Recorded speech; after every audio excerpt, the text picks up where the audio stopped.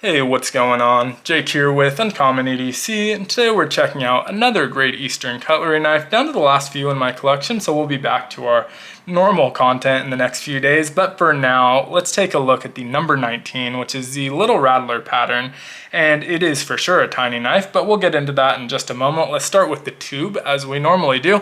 And as far as tubes go, not the most exciting. I'd say kind of middle of the road. I rate it higher than like the more generic Northfield unexcelled that we see on multiple models of knife. This one's at least specific to the exact model that's inside, although it's just an image of the knife, a little bit of extra information on there. And so pretty simple, not rated as high as really anything with unique artwork kind of inspired by the knife, but not bad either. Let's flip over to the cap and we'll see that you have the Red Coral Canvas Micarta covers and the model designation 19 for the Little Rattler, 0 indicating a Wharncliffe blade, single bladed and produced in 2020. Now moving on from there, we do have a pin this time around, and this is more along the lines of what would get me excited about tube art. I do display the tubes, it's not, my primary objective, prefer obviously a better knife, but if something like this were on the tube, it would definitely rate higher amongst my collection. So really cool pin, green and yellow background, Little Rattler number 19, and then of course an image of a rattlesnake. So always appreciate getting those.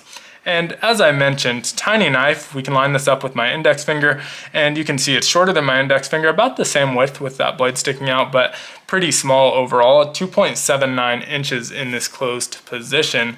We'll take a look at it closed before we get it open up, starting with those covers. So we have the Red Coral Canvas Micarta, really a deep, rich, kind of burgundy color almost.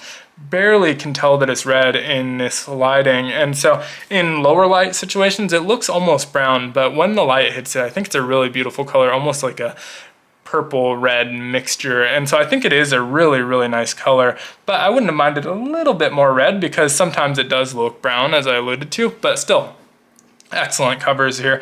Now, as far as micarta goes, there's kind of two that you can get. There's a grippy textured, where it's visually textured micarta, and a super tight pressed, smooth micarta. This is more of the latter. You really can't feel any texture whatsoever. And it's all completely flush with the bolsters, the shield, and the middle pin. You can see that top and bottom pin are a little bit more deep-seated, so you can feel a dip there. So not quite flush in that position. That might bother a few people, but not really something that's going to catch you either. You just feel texture. And so really well done covers. You can see the springs, liners, or spring liners and covers, no gaps whatsoever, no light leakage or anything like that. So excellent fit and finish there.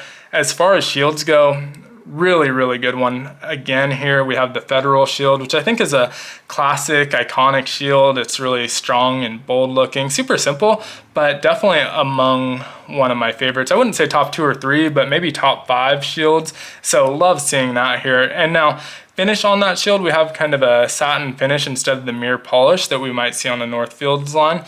And same thing on the bolsters, of course. And I kind of like that a little bit more, to be honest. It hides your fingerprints a lot better. And almost more importantly, it hides scratches really well. And so this is a small knife. It fits in a lot of slips I have, but they're all oversized, and so most of the time I just drop this in my 5th pocket, but that has led to a few scratches on the shield. I'm not sure how well that'll show up, but the left side of the shield is pretty scratched up here on the bolster. Again, not sure how well that's showing up. There's a pretty deep scratch, and you don't really see them at a first glance. Under the lighting, I can definitely see them, but they're not super obvious, and they would be on a mirror polish finish, and so definitely like that about the satin finish.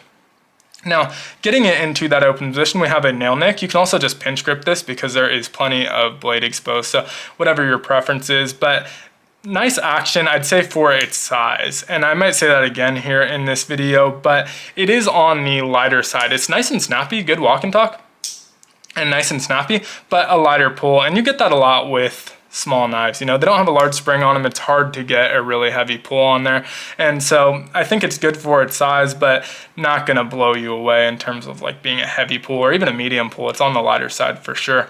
Now, that blade, we do have a Wharncliffe blade with the 1095 carbon, which I think you always see the 1095 carbon unless it's the G.E.C brand. Great Cutlery, Farm and Field, and Northfield all use the carbon steel from what I have been able to tell. Now, this one does have a blade etch, and that's really a hit or miss thing for me. Usually I'd rather not have it, but I think this one's pretty nice. Hopefully that's picking up.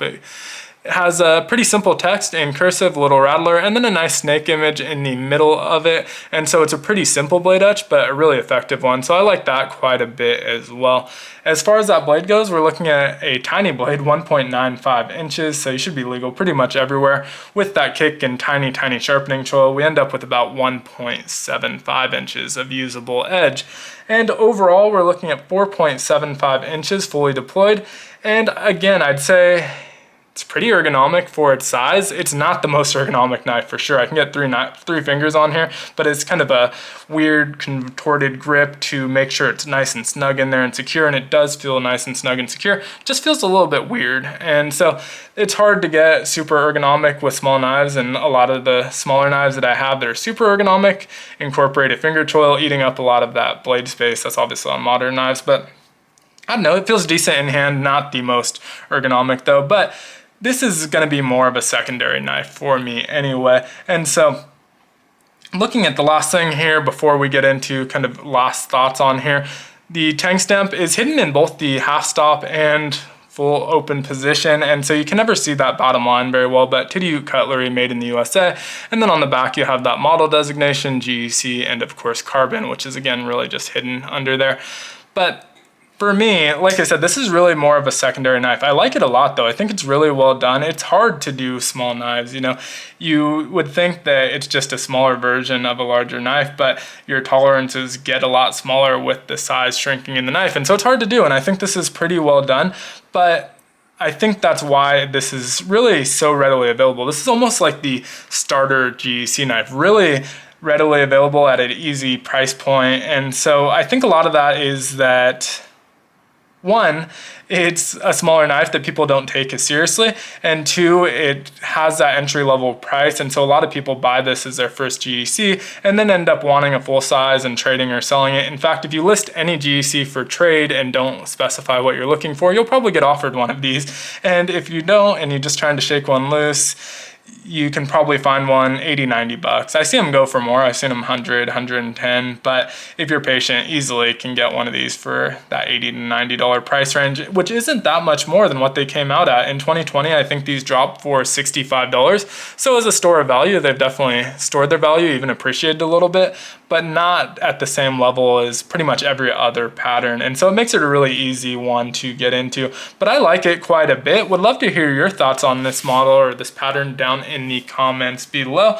And as always, if you enjoyed this video, I'd appreciate it if you'd consider liking, commenting, subscribing, and hitting the notification button. They definitely help out the channel a ton, but of course, as always, up to you.